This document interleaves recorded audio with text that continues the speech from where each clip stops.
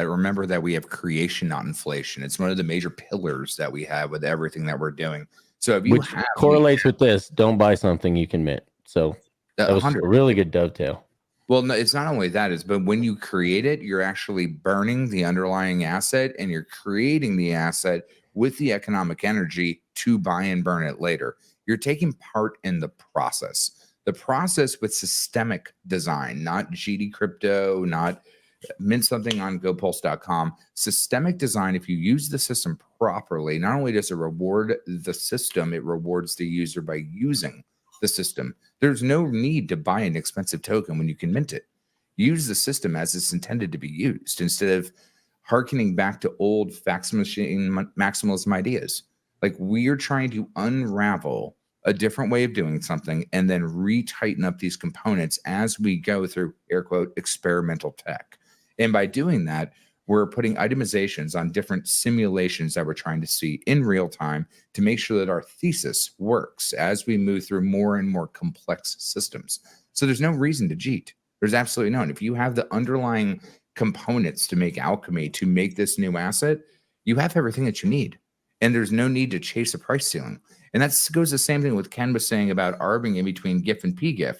When if you arb back down and then you create your GIF to PGIF, you already have Pulse on hand, right? And so from there, you're actually making the GIF that you just got more rare and then making the PGIF that you just minted even more rare.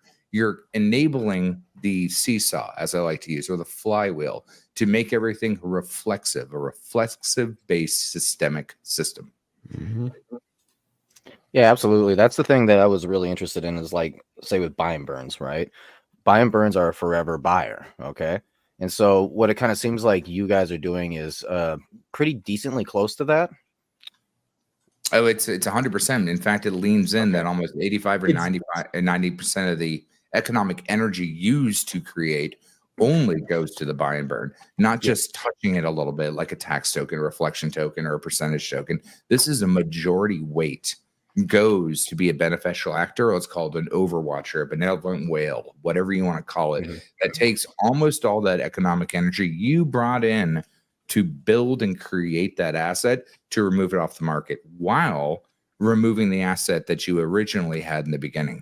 So, you know, Max called it a double buy and burn, but it's actually a compounding reflexive buy and burn. And that's where it gets really interesting, that if you arb that system and then go back through the loop, you have a balancing loop and you have a reinforcing loop at the same time.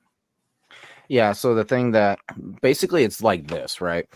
What you want to do is you want to mint some of these coins, then you just want to hold on to them, because ultimately what you have right now is a couple of bots, right? Some robots, if you want to say, that are just going to keep buying each other's coins. They don't care about the price, right? There's no emotion involved with that. And these bots don't need to get rich, so to say, right? They're a forever buyer and they're benevolent because they don't care. And so you're just constantly looping around buying each other's coins, basically. And it's just a forever spiral upwards. Well, here's the interesting thing about that, Nate, is that if you actually use the tools that we're basically teaching you how to use, it becomes JEET proof. Because let's just say someone like dumped 10 million GIF earlier today, and it immediately got bought back up. If that person that did that then turned it into permagif, that 10 million is now removed from circulating supply because it got sent to the debt address.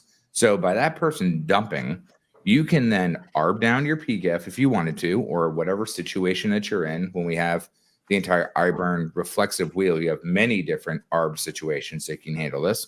And if you take that when somebody G'd it out 10 million GIF and then push it right back to PGIF, that GIF is gone. It is gone, sent to the debt address. They will never get that position, air quote, because that supply has been removed and sent to somewhere that can never come back from. And then by doing that, 90% of that economic energy that you just did will remove the PGIF that you just created from existence. But you have to understand the system to really get these particular loops.